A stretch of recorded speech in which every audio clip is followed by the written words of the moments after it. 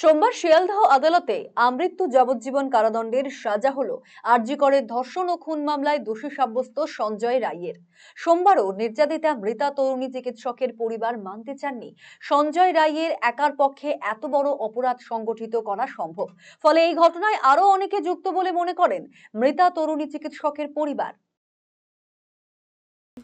এখানে বিচার প্রক্রিয়া শেষ হয়ে যাবে না, তদন্তও শেষ হয়ে যাবে না, তদন্ত চলবে, বিচার প্রক্রিয়াও চলবে এবং আসল দোষীরা সামনে আসবে এবং প্রকৃত দোষী যারা সবার ফাঁসি চাই আমি। আজকের পরে প্রতিবাদ জানাবেন, প্রতিবাদ জারি থাকবে।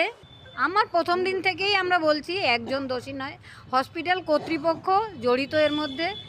যে সন্দীপ ঘোষ পুরো জড়িত, ওর মদত ছাড়া কিছুই হয়নি। সিবিআই কোনোভাবে প্রভাবিত হয়েছে, তাই তদন্তর ওই যে দিকটা হয়নি সেই দিকটাই যাচ্ছেই না। এদিকে সব পক্ষের আইনজীবীর বক্তব্য, রায়ের কপি হাতে পাওয়ার পরই গোটা বিষয়ে মন্তব্য করা সম্ভব হবে। তবে তদন্ত নিয়ে প্রশ্ন তুলেছেন আইনজীবীরা। আমরা ইনভেস্টিগেশনের ল্যাচেসের উপর পয়েন্ট আউট করেছিলাম এবং আমাদের আর্গুমেন্টে সেটা মেনশন ছিল। আমাদের রিটেন সেট অফ আর্গুমেন্টে সেই ল্যাচেসের কথা বলেছি। যখন আমরা ভার্বাল সাবমিশন করেছিলাম সেখানেও ল্যাচেসের কথা বলেছি। সেটাই ফলস্বরূপ আজকের জাজমেন্টটা, পরবর্তীকালে আমরা জাজমেন্টের কপিটা পেতে চলেছি। ওখানে উনি ইলাবোরেট করবেন কি উনি লিখেছেন। মূল অভিযুক্ত সঞ্জয় রায়, তার যে সাজার মেয়াদ ঘোষণা হয়েছে লার্নেড অ্যাডিশনাল ডিস্ট্রিক্ট এবং সেশন জাজ 1 নম্বর শিয়ালদা এই মুহূর্তে ঘোষণা করেছেন। সেখানে সঞ্জয় রায়কে যে গত 18 জানুয়ারি 2025 3টি ধারায় দোষী সাব্যস্ত করা হয়েছিল। বিএনএস এর যে 64 ধারায় তার যাবজ্জীবন হয়েছে, 66 নম্বর ধারায় তাকে আমৃত্যু কারাবাসের নির্দেশ দিয়েছে এবং 103 খুন অর্থাৎ মার্ডারের জন্য তাকে যাবজ্জীবন এবং 3টে সেকশনেই ফাইনও করেছে। মৃত্যুদণ্ড নয়, বরং আমৃত্যু যাবজ্জীবন কারাদণ্ডের আদেশ দিয়েছেন বিচারক। এ বিষয়ে তৃণমূল কংগ্রেসের মুখপাত্র কুণাল ঘোষ বলেন, সিবিআই কেন সর্বোচ্চ সাজা আনতে পারল না তা সিবিআই বলতে পারবে। তবে কলকাতা পুলিশের হাতে গ্রেফতার হওয়া সঞ্জয় রায়কে আদালতে দোষী সাব্যস্ত করে শাস্তি দিয়েছেন।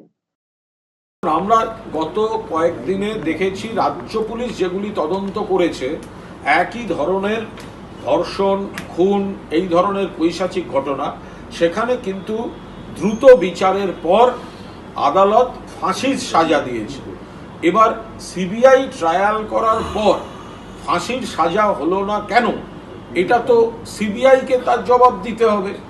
রাজ্য পুলিশ, কলকাতা পুলিশ তো ধরে দিয়েছে, কলকাতা পুলিশ। আর গত কয়েকদিনে আপনারা দেখেছেন, যেটা ফরাক্কা বলুন, জয়নগর বলুন, গুড়াব বলুন, রাজ্য পুলিশ যেখানে ট্রায়াল করিয়েছে সেখানে কিন্তু ফাঁসির সাজা আদায় করেছে কোর্ট থেকে। তাহলে এক্ষেত্রে সিবিআই দোষী প্রমাণ করার পরেও কেন ফাঁসির সাজা অর্থাৎ প্রাণদণ্ড অর্থাৎ সর্বোচ্চ শাস্তি কেন সিবিআই আদায় করতে পারল না, যেখানে অন্য মামলাগুলিতে রাজ্য পুলিশ একই ধরনের অভিযোগে প্রাণদণ্ড বা ফাঁসির সাজা আদায় করে আনছে কোর্ট থেকে, তাহলে সিবিআই সেটা বলতে পারবে।